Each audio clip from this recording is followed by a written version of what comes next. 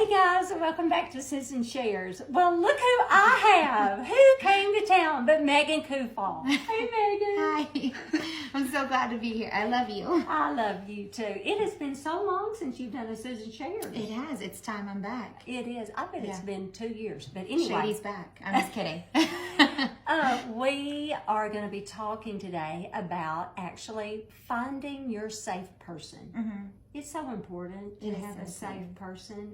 And so, do you have a safe person? I do. You're my safe person. Oh, Megan. Yeah, you're my safe person. And I walked into this house that I love so much, that smells like home and looks like home. But actually you were my safe person. So when I walked in, I just immediately, grabbed you and started crying because it just will never get old. Mm. You being my person. You take me as I am, and scars and wounds and brokenness, and you love me through it all. So I love that about you. Oh, Megan. Oh, that's going to make me cry right now.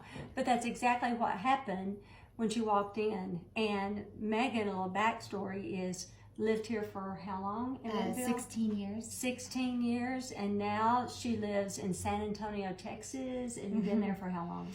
A little over a year. Wow. Yes. A little over a year. So coming home to safety. To safety, yes. And, we all need that safe person that we can be vulnerable with and really just share hard and great, good, happy, glad, sad. And that's very scriptural. It is. Cry with those who cry, weep with those who weep, rejoice with those. And so have every emotion, and God created all emotions. And so we need that person that we can be really safe with. And so really when you work with the women in your church now, women's ministry, yes. And you see this, and they're hungry. You just told me how hungry they are to learn about, finding that safe person, and are just hungry for God's word and to learn about that. So I'm sure as you're working with women, as I work with women and my ministry, and as I go around and speaking and everything about women that don't have a safe person, what we could share with them.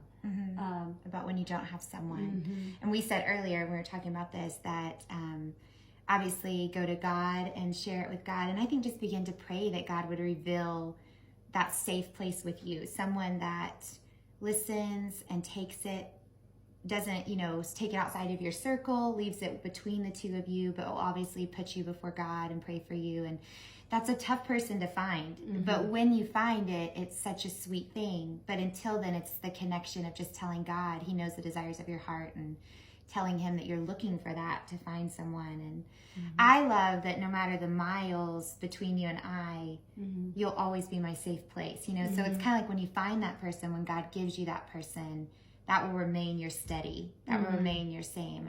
And sometimes it's your husband. And Hutch is also such a safe place for me. But I think it's good for woman to find another woman, a mentor, someone that can be that to you. But until then, just asking God for that. And I think even now in Texas, wanting to find that, but it might just be that Arkansas is always going to have my safe people in it. And so it has to be a phone call or a FaceTime. And that's okay. Yeah, or the walking into your house and catching each other as I fall, And so, especially, for pastors' wives and people in the ministry, it's good to have that safe place, that's that trusted circle.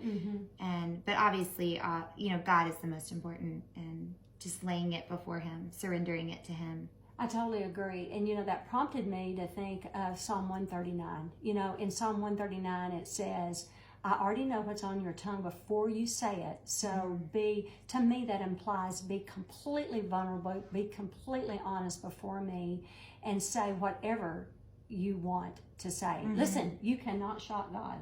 You can tell him whatever is on your heart. And, I was with a client just the other day, and they said, I don't know how to pray.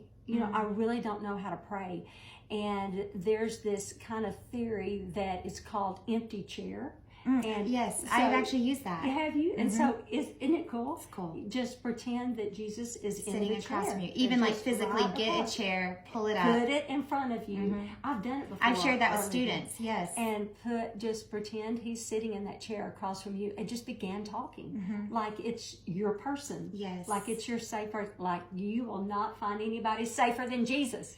Yes. And I think that's so cool. Yeah, and I was sharing the other day with someone that too, talking with Jesus can often, for me, is like sometimes in the grocery store, just that constant communication, or when I get the phone call, or when my kids come home and they're burdened with something, it's just immediately in my mind and heart, just communicating, hey God, this doesn't feel good, this hurts, or whatever. And so I think too, that's such a sweet place to be, because like you said, Susan, God I just love that he takes us as we are. Just as we are. And he's never going to look back and go, well, I don't know that I like what you said there, so I'm not going to love you as much today. But he says, no, I see that and I take it and I'm going to work it and refine you through it. And so, yeah, I love that about Jesus. And he is always there. And listen, people will change. Circumstances will change. God never changes. He is the same. As Scripture says, the same yesterday, today, and always. Yes. He is steady as a rock, and he loves you. yeah, he loves So you. I hope this helps. Find your safe person that you can be, you can share life with. And if you don't have that person right now, go to God. He's always there. We love you. Thanks, Megan. Bye, love you. Bye-bye.